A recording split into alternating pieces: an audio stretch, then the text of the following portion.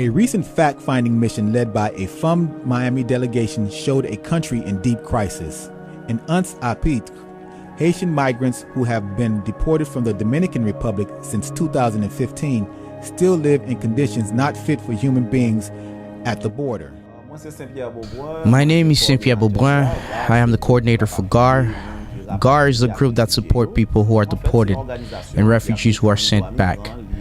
GAR has been around for 25 years. It defends the rights of migrants in the Dominican Republic and those who come across the border, those who are deported from France and other places, because we know the Haitian migrants are spread all over the world.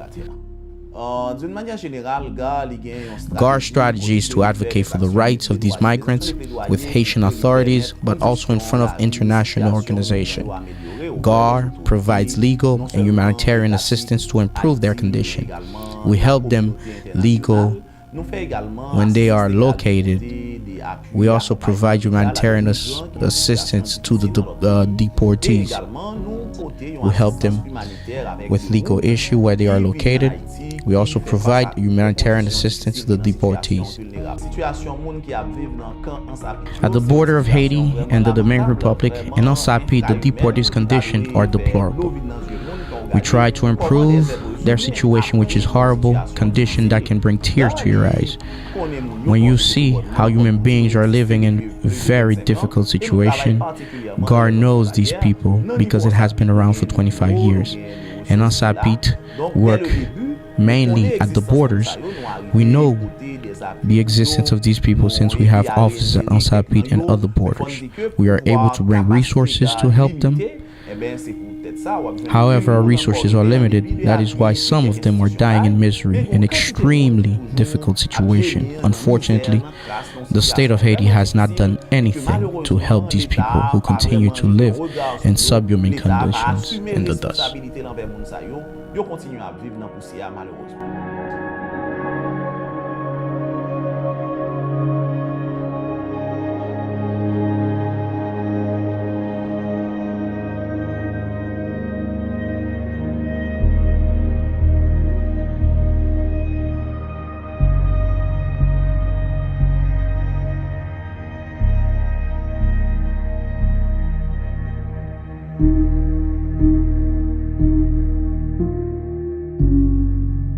We came from the DR since 2015. We have a lot of problems and there is no one providing any help here. We have no one to help us. In the Dominican Republic, they are mistreating us. I have my husband who's a Haitian Dominican, but he's here with me now. He's always there to support me. I went through a lot of misery, no food, no help. We don't have anywhere to sleep, no food.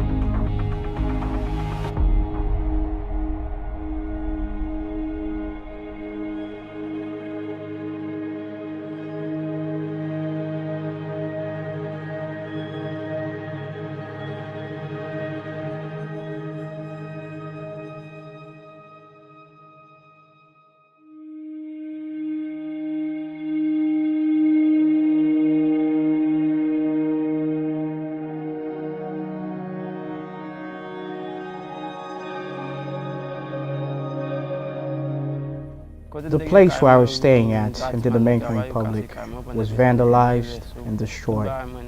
Then came the proof of residency issue. They sent me to the immigration office, but I decided to live to avoid any confrontation.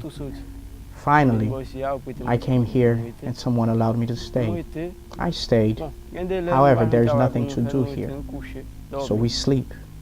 The next day, we go to the border, in any case, looking for something to do in order to feed the kids.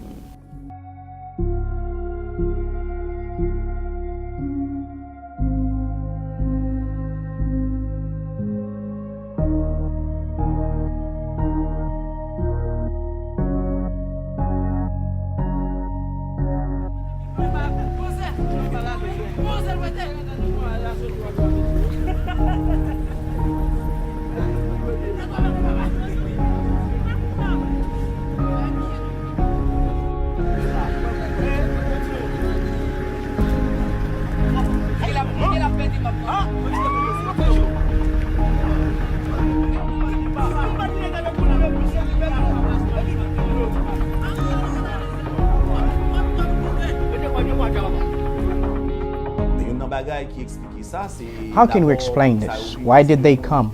These are people who are living in the Dominican Republic while facing life-threatening obstacles, and they panicked and decided to come back here. When they came back in large numbers and established themselves in these areas. Some came in hundreds and others in 50s and stayed here. Unfortunately, since they came back, the Haitian government didn't take any action to ameliorate the situation. So they stayed there for more than 2 years while facing all kinds of challenges and vulnerabilities. Few of them have left but came back after a while because of poor decision taking by the Haitian government. Not enough money for reintegration and rent.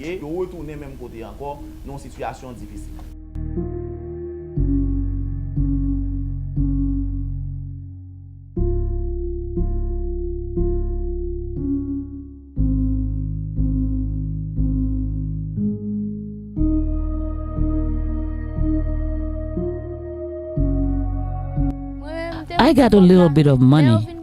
After I got it, I went to a place called Maouge with my 2 children. When I got to Maouge, this baby started to get sick. He was a big baby. The amount of money kept getting smaller. Then my older child started to get sick. I sent him to stay with his grandmother. Then this little one became very, very sick. I still owe $600 to the man who prepared the medicine that treated him. My husband had a motor, an old motor. He went through a lot of difficulties to bring all the wood. Then, when the misery becomes intolerable, we came here. We bought a piece of land. We still have not been able to build it.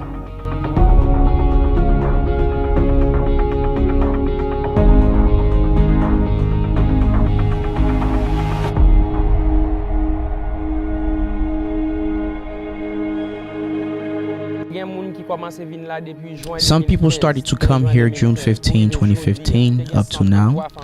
There used to be 130 families in the camp. Then OIM passed by. They relocated 85 families. Those who were not present could not take part. That is why they are still here now. And Camp Park Cado 1. There's 43 families living there. Those who participated in the relocation process and received money were told not to waste it. Some received 10,000 goud, some 20,000 goud, or 15,000 goud. They bought a little piece of land. After the year rent expired, they came back to their little piece of land that they bought to build a little year rent, a little hut. You can see that some of the huts have tin roof. It is because some mission came from Puerto Rico to sponsor them. So we bought some tin roof, but you will see that not all of them received them because it was not enough. We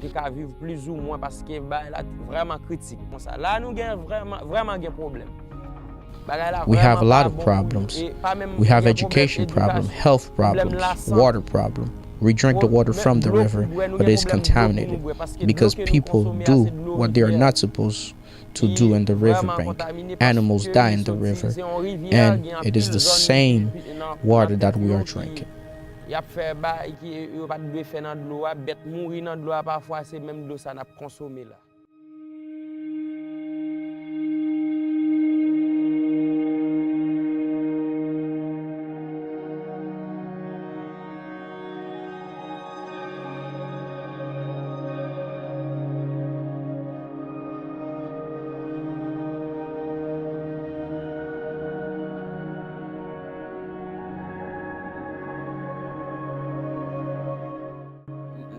In the area, I'm the only one to start a school to see how I can help. However, we have no support from anywhere. Sometimes, as I indicated, some missionaries from Mexico bring us some help, like notebooks, that help us with the kids.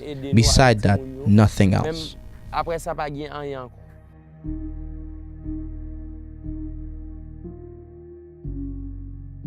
Ansapit is a place that is very isolated. If someone travels that route, you will see that it is a very rough route. For example, if you're traveling Port-au-Prince, to there, you will take most of the entire day. If you pass through Fonveret, especially through flooding, it can be more difficult. This area is very isolated. People there tend to look towards the DR for their needs.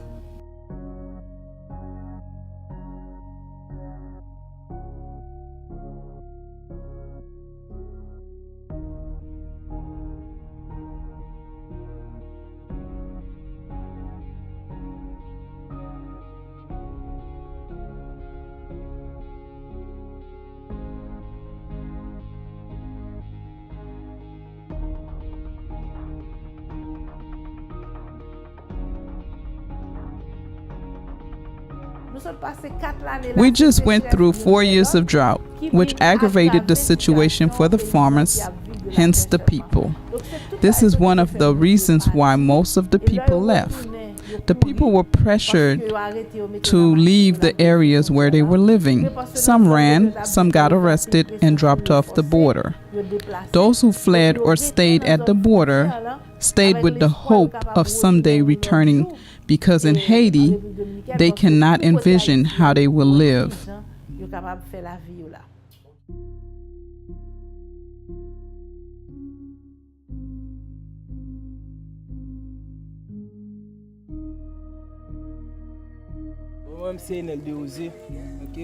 My name is Enel de Rosier. I was living in misery in the neighbor's land. Sometimes we lose our lives, sometimes while seeking a way to live. They shot at us. Thank God we did not die. We continued the life in misery, but where we are now, it is even worse. If we could find a job or something to do, we would prefer to work than stay in this desert.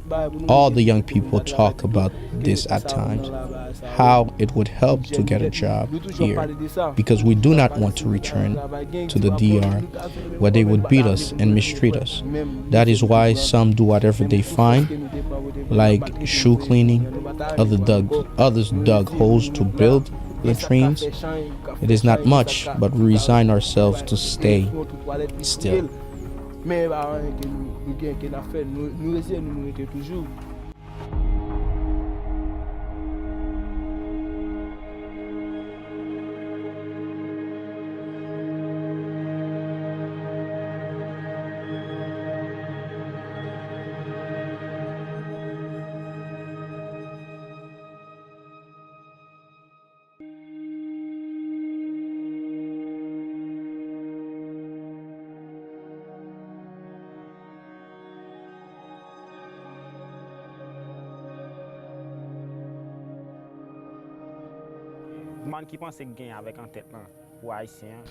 I don't know what those in charge in Haiti are thinking, but we are suffering a lot. And the DR authority arrests us, beat us. If they beat us up and let us go, it is better. But sometimes they pick you up, put us in jail for days without food, because there is no one to look out for us, because we are Haitians. When they realize that you may die in their hands, they send you home. So, if there is something that could be done for us, like help us find a job, for example, we would be very happy.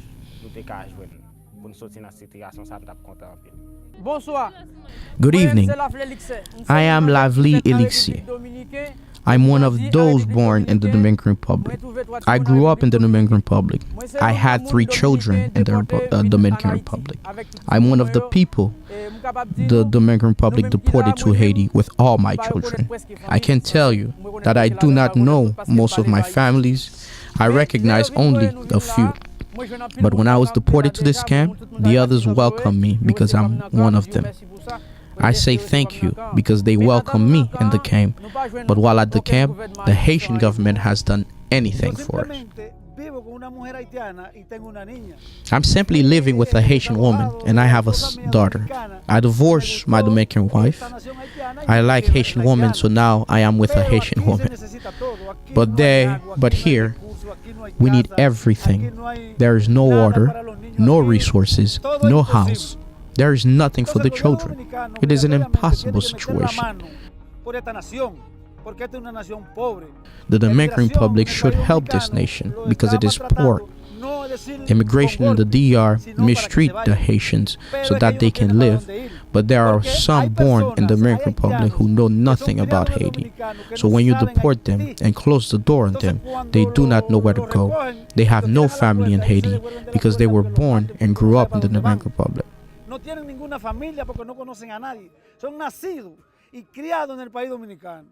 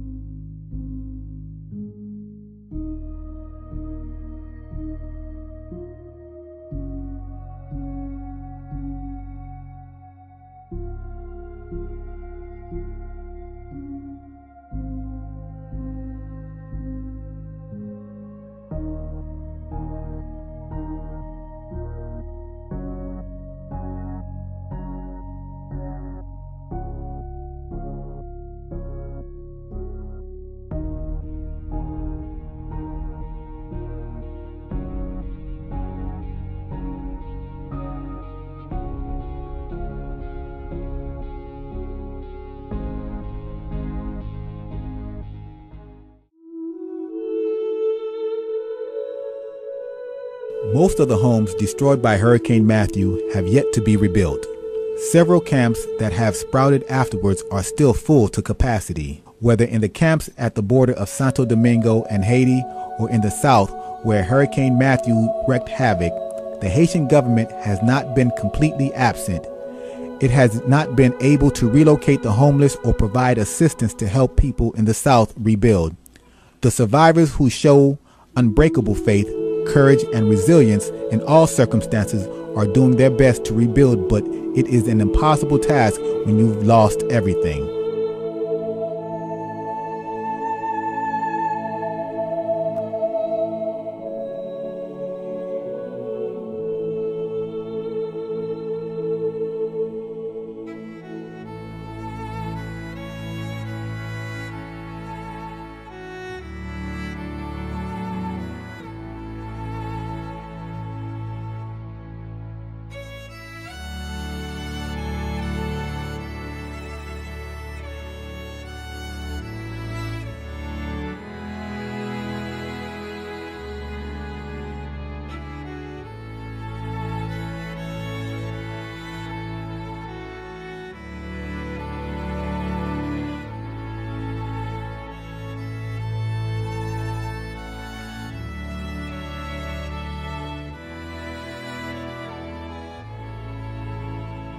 Since Hurricane Matthew, I have not sent my skill to school because I do not have the means.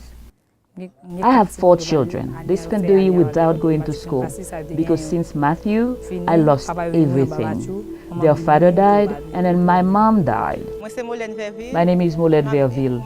I live in Chardonnier, Balagon Street. Hurricane Matthew came and destroyed my house. I had a big commerce. I bought merchandise one day. The next day, Hurricane Matthew came and destroyed everything. Right now, I have nothing. I lost my pigs, my goats, everything lost. It's been a year since Hurricane Matthew, and I'm still not recovered. I lost everything. I'm living in a broken down house because Hurricane Matthew destroyed all of our homes. Last night, if you came into my house, you'd see that it is worse than a pig house. All my clothes are wet from the rain, the mud. I have to put all my clothes to dry in the sun today. Plus, I have 2 children that I'm raising. Their mom and dad both perished. They died. I don't know if I should go up or down because the situation is so difficult. You understand? School is about to start soon. I don't even know what I'm going to do with them. I don't.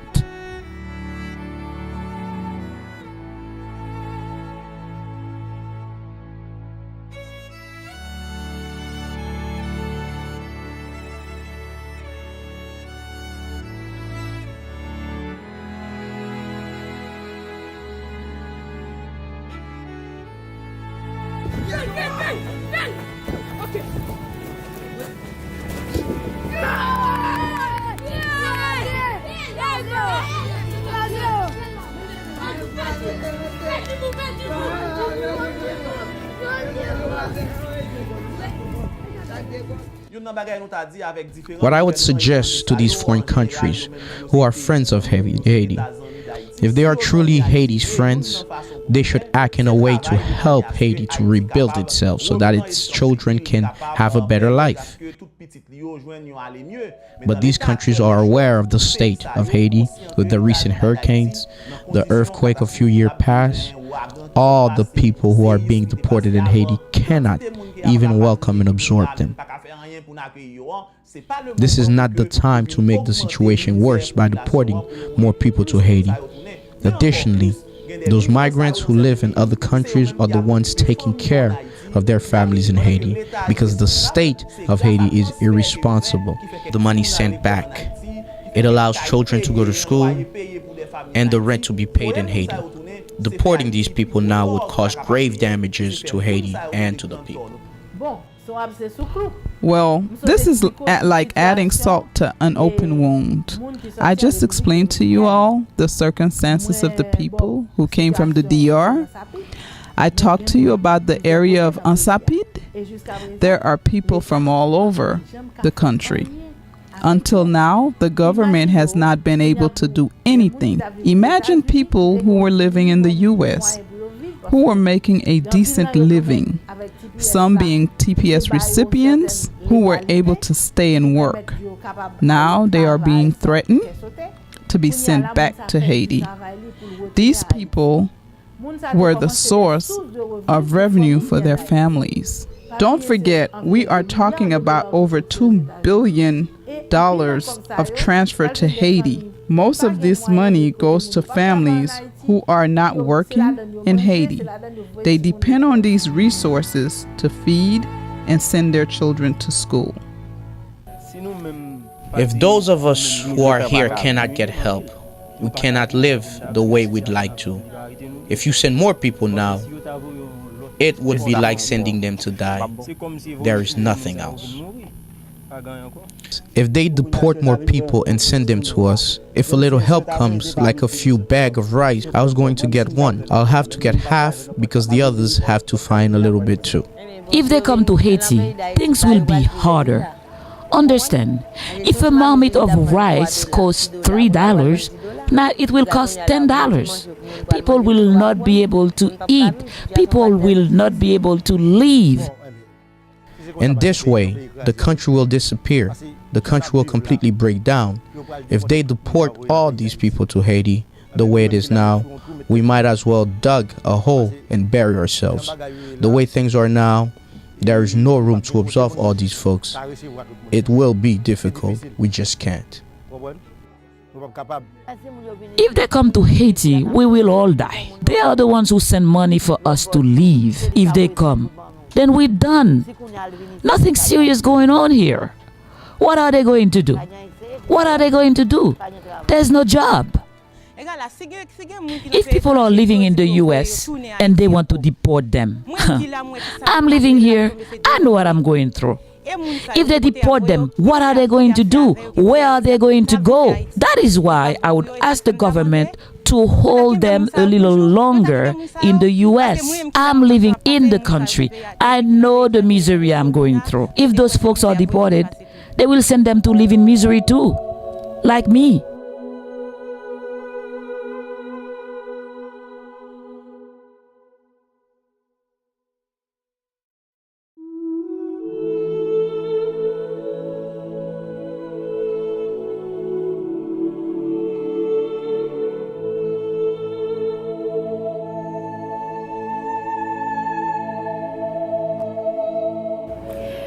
For 7 months now, we've been stating that Haiti was not ready to absorb 58,000 Haitian families. We're talking about individuals, like I said again, who have been living in the US for an average of 7.5 to 20 years. But since coming to Haiti with this delegation and going through the border of Santo Domingo in Ansapitre, going to Malpas, and seeing the way our Haitian brothers and sisters are living in conditions not fit for human beings, I was touched and moved beyond belief. Never in my entire life would I imagine that people would be living in such conditions. It was really a nightmare. Even before coming here, we knew that Haiti wasn't ready. But seeing these people at the border who have been living there since 2014, 2015, seeing these young children, Dominicans born in the Dominican Republic, seeing Haitians who've been in the Dominican Republic for 50, 60 years and finding themselves in those conditions, and then to hear that the state of Haiti promised to receive them with dignity, with respect and dignity. Not only that they didn't feel welcome, but they are living like worse than animals. I mean, people are living basically in dust, into makeshift tents that are covered with pieces of clothing, that they are so much that they are not protected by any natural elements. When it rains, they get wet. When the sun is hard, they cannot breathe because it's so hot. Even those of us who stayed there, members of the delegation, we stayed there for only a few hours, and then we could not stay any longer because of those conditions. So based on those of these facts, the fact that the state of Haiti, the government of Haiti has not been able to absorb, to protect, to provide homes, to provide housing, to provide even the basics that every human being deserves to live in respect and dignity, let alone others who are coming from the US. We also visited the South Peninsula. There again, we were shocked beyond belief to see that since October 4th, 2016, when Hurricane Matthew wreaked havoc in the lives of these people, killed all the livestock, destroyed all the crops. In addition to that, most of the homes in some of the villages that we visited are still uncovered. The trees are still down. Everywhere we went, we saw sufferings, we saw desolation, we saw hopelessness in the South Peninsula. Now, when we add the imported cholera epidemic, which killed thousands, over 8,000, and then left over 1 million still ill, and when we add that to the fact that the United Nations, which promised to raise 400 million to build the infrastructure to help these people and also to compensate those who either died or their family members who are still alive. And finally, when we take the country itself, because we also traveled in the places, everywhere we turn, we see people without hope. Thousands of our youth leaving for Chile, for Brazil. They are going en masse to Canada right now. It is hopelessness, desolation everywhere we turn. They even had the audacity to go to Canada, making a fool of themselves, embarrassing people, telling the Canadian government that they can absorb these people. Well, these people left to go to Canada, they left to go to Chile, they left to go to Brazil, every other places on this planet, because Haiti was not able to offer them the basic. So, this trip was an eye-opener for us. For me, it had a special impact on me, especially when I saw all these children at the border. It really broke my heart. As a mother of 3 sons, it broke my heart. It touched me in ways that I couldn't even imagine. We've got to do better. We cannot absorb more because there's so much to do here. To give our brothers and sisters the opportunity to live in respect and dignity like every human being on this planet deserves.